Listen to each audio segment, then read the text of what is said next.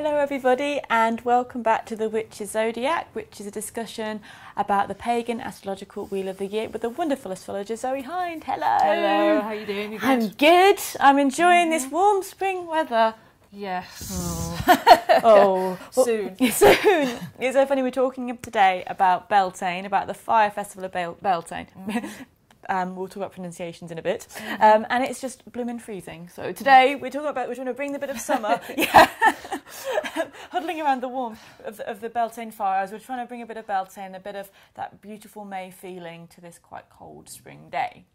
So our last video, if anyone wants to have a look at that, all about Astara, just to have a little quick recap what we're doing, we're associating the familiar pagan or Wiccan wheel of the year with the also familiar astrological wheel of the year, but making them hold hands. We're showing people really that they are linked so intrinsically, aren't we? Exactly. I mean, they go hand in hand. Yes. We have the lovely graphics, so hopefully you'll be able to see it. And if anybody does want me to send that to them, I can. But it just doesn't make any sense when you look at astrology separate from nature or the wheel of the year separate from astrology. They just are inseparable. So we're going to go around each festival, and today looking at Beltane, but just to show you how that is astrology, and also to take some of the fear out of astrology and some of the technical aspect and bring it back into that essence of what we're all feeling at that time of year, which is a much easier way to learn astrology to begin with. Definitely, and I think from what the feedback we've had from the last video, I think a lot of people who are pagan and Wiccan have been really fascinated by the link, because you know it's wonderful to know the pagan myths and to know what's going on that time of the year, but to have that extra knowledge I think is invaluable, and it gives you a deeper understanding and connection.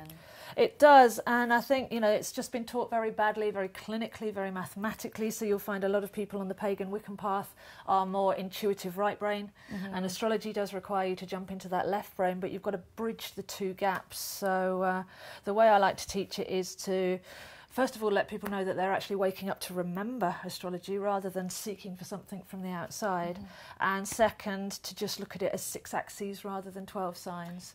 So once you actually cut down the work and we start to teach it in this way, it becomes a lot less scary, a lot less more mystified and unachievable, and you actually realise that you're waking up to what you already know in astrology. Thank you, that's perfect. And today, yes, we are looking at Beltane or Beltane. Yeah. We were listening online to how to pronounce it in proper Gaelic, so if anyone is out there who knows how to speak proper Gaelic and would like to share the absolute pronunciation, but the anglicised version we use regularly is Beltane, but you can look at it as different pronunciations. And Beltane means the fire of Bel. Belenus was the sun god, the Celtic sun god. So we're welcoming in on May the 1st, usually, or April the 31st, we're bringing in the beginning of summer. It is a very pivotal point of the year. You have Beltane and Samhain, so May the 1st and October 31st, November the 1st. So, of course, we've got Samhain, which brings in, it's Halloween, it brings in the winter months. So the year is almost put in half by these two very major festivals. And Beltane has always been to our ancestors an exceptionally important festival, representing the beginning of summer and the new life and fertility.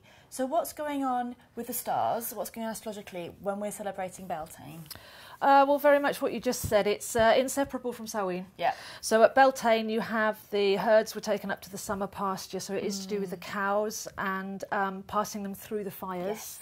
So you've got that fire reference.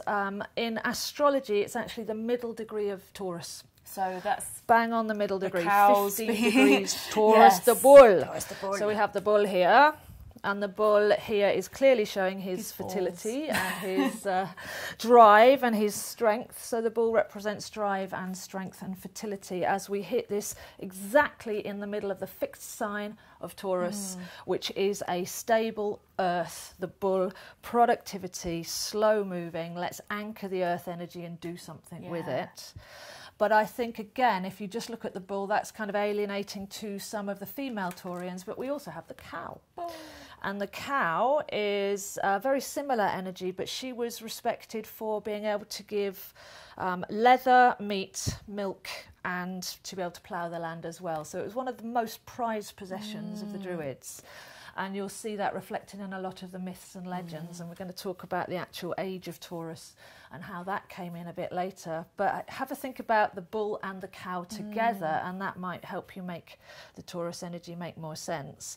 But whereas the cows were cleansed and taken up to high pasture, and it was all to do with fertility and life in Taurus. When we go over to Samhain, then you're dealing with the meat harvest, you're dealing with the authentic killing off of the livestock that can't be supported anymore, and they give their lives for us. So you've got that sacrifice and death aspect to Taurus, to Scorpio, and that is very much the strength of those signs in the zodiac as well. So we can see by those two festivals we're dealing with life and death, new birth and sensuality, and dying off of the old to keep us through the winter months. So those two are directly paired up. I think that's sort of, and it makes it much, again, more real. When often when you see Taurus, the bull, you kind of get a very dry description usually, but to kind of really visualise both the feminine and the masculine aspect of the bull, the very nourishing and nurturing feminine aspect of the cow, and then the bull with that picture just say it all. It does, doesn't it? Yes. Absolute strength and fertility, and that energy of, if anyone has any Taurians out there, when they get angry and how they charge.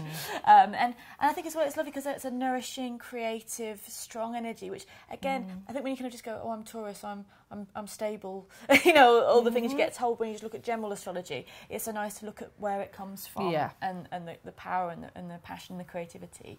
I do find the earth signs are written terribly about. Yeah, it's almost like modern astrologers don't even want to be on this planet. The earth signs are so beautiful, and all you'll get with Taurus is stubborn and boring. Likes gardening, good accountant. Cook. Yeah. And it's so much more than that. So to bring those earth elements back in, this is a very important sign. Like I say, fixed earth, beautiful productivity, stop and smell the roses. It's all to do with life is now, the power of cow, and just stopping and doing nothing. And there's a lovely write-up of the cow in this book. I have to really mention this book. The Druid Animal Oracle is incredible. Please get this if you're interested. And it's by Carr-Gomm. Philip and Stephanie Carr-Gomm, and the beautiful illustrations by Bill Worthington as well. So the cow represents stop, be here, be now. Connect to the heart. Many Taurians are very heart-centred. And it's to do with food, love, life, music. And we've got that ruling planet Venus, which does a perfect dance with our own Earth planet. There's a sacred harmony that goes on between those two planets. So we're dealing with symphony, music, just the pleasure of life, the sensuality, and make hay while the sun shines and stop and smell the roses. So it's all in there. And it's beautiful, and it's what we're really looking at with Beltane, what we're celebrating. And that's interesting that you said, like, modern astrology kind of writes over that. It's almost like our society as a whole skips over the nourishment, the care and the enjoyment of life, the enjoyment of the earth. And that's what why the pagan aspect comes back in, and why I think why paganism is becoming more and more popular in this modern age, because our society, we're missing something. Our society doesn't encourage that. We don't have that nurture yourself, nurture the earth. And those in tune with the earth energies are kind of waking up and going, we need to nurture ourselves and nurture the earth. Definitely. Yeah, and I think Beltane is the festival where it's that beginning of summer. It's so an exciting time. I think it's when life starts to really blossom and shine. We've got the blossoms as well in just a second. And it's a very busy time. So you're having a time to feast, to celebrate, to be fertile. Yes, people did things at the Beltane fires. There's a tradition of being fertile at the Beltane fires. Playing in the woods. Playing in the woods, that would be it. Getting married, getting engaged. And there'd be the tradition of couples that would be together or be married would jump over the Beltane fire to be fertile as well. So everything at this time is about love, about passion, about togetherness and fertility, and about starting to stop and smell the flowers and to enjoy the quickening of life. Oh yes, the blossoms and the Beltane May Day. So the tree that's really special, and in the calendar, the tree calendar that's special over Beltane is the hawthorn. And the hawthorn blossoms, as you were saying earlier, we were having a chat, they represented the first. Beltane didn't happen until it wasn't Beltane until the Mayflowers came out. So Mayflower is hawthorn, Huath, and that is the sign of when Beltane was. So they didn't have such a picky calendar as ours. They literally waited till something happened, and then that was their way of being able to arrange to meet each other as well. I'll meet you when the Mayflower comes out. So this time it could be probably by about July, the way things are going at the moment. And there's a tradition as well for maidens and gentlemen if you wanted to, you know, play about your complexion.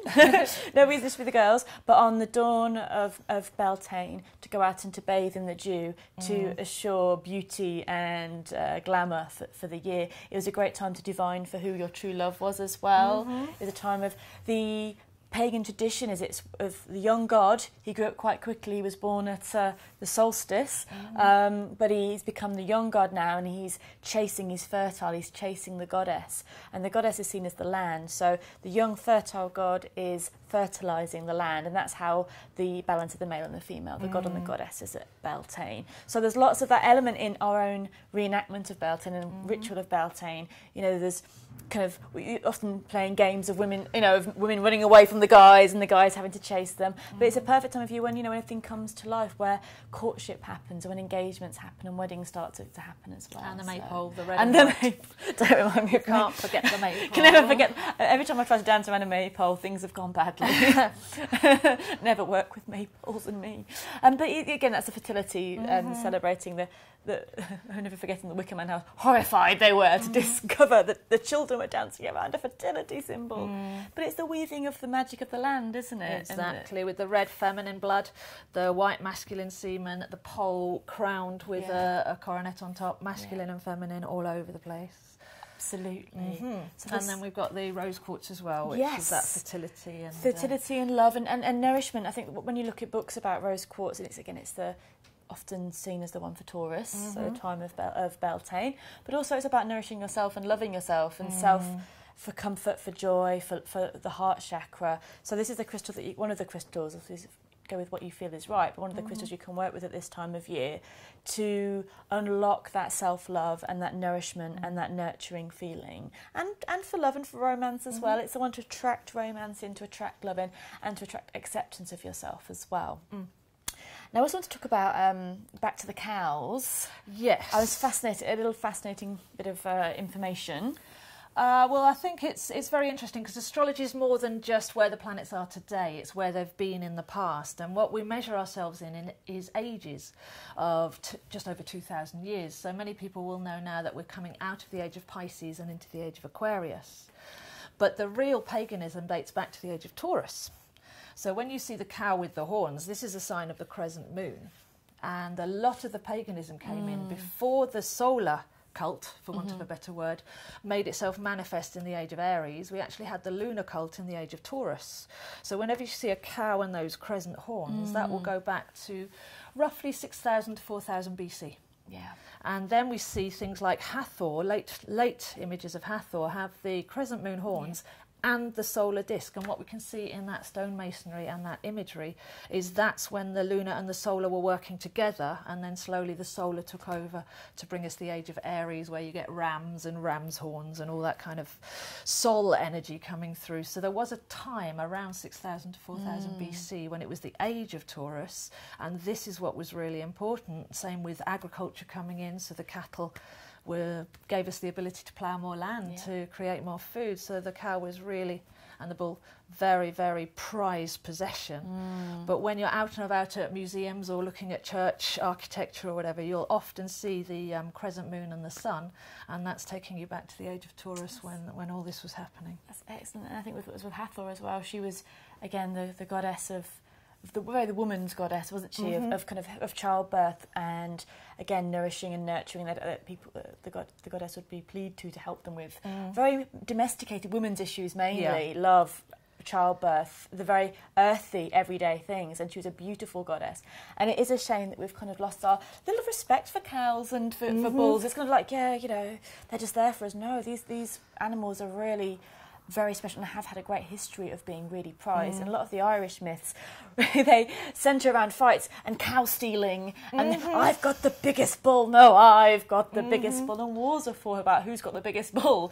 So it's such an probably that was about a similar time as the Hathor myths as well, so a very similar time.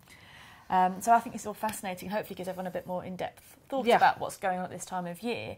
And a lovely green man. The green man here. He's gorgeous. And the green man is another symbol of this time of year with the leaves. Well, not this time of year. I can't see any leaves out the window right now. But for Beltane, for May, where it'll be beautiful and glorious. For the green leaves, and the green man was a fertility of the woods, of nature, and would be a symbol of the returning life force. The Lord and the Lady. And like you said before, the fire of the sun fertilising the earth as well. That's really important. And quite often in astrology you'll get the female represented by the moon, which I think is slightly false. It's the earth that's the feminine aspect and the sun is the masculine aspect, and that's what we see with the Wheel of Year. That's actually a more authentic way to look at things. Absolutely.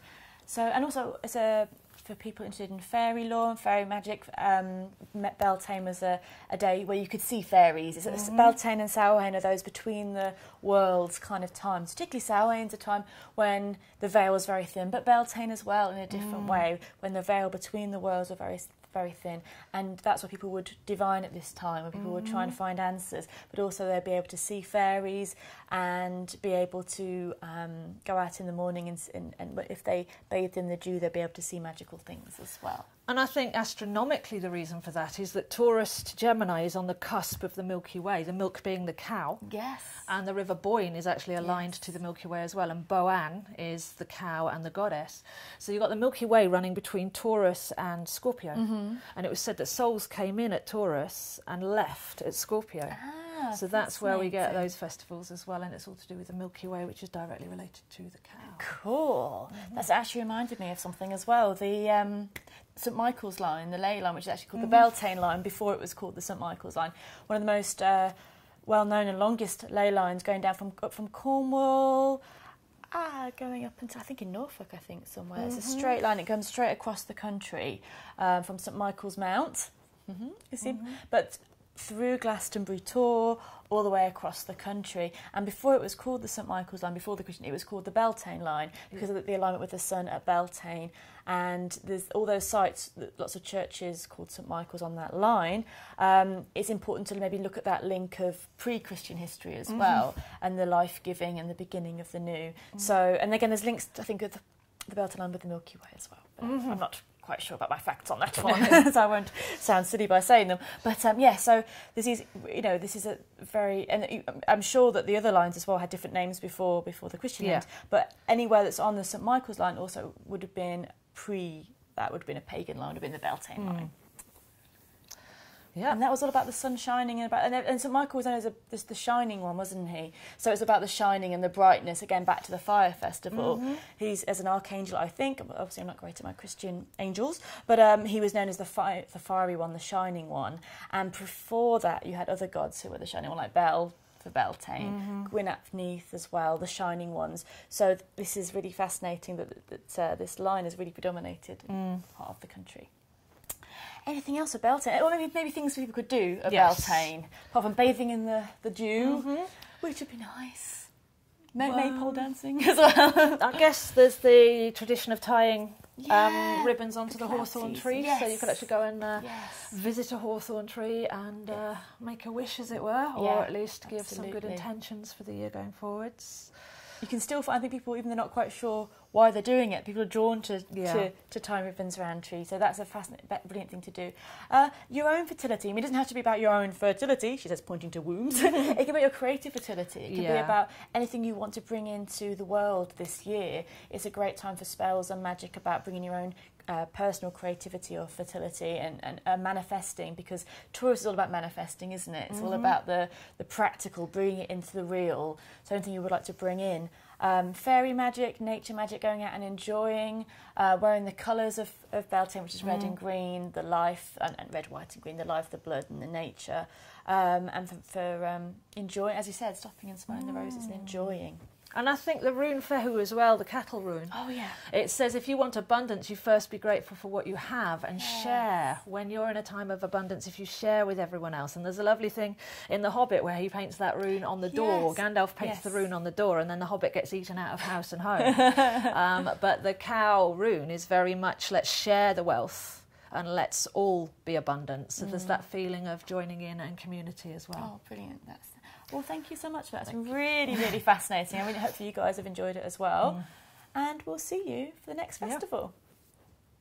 P.S. Also, it'd be really fabulous if you enjoyed this video to like, to share it with your friends and to subscribe with these amazing buttons that are surrounding me at the moment. So if you did enjoy it, I'd love to hear, I know both me and Zoe really love to read your feedback and your ideas and what you think about this, and we do try to respond to as many as we can.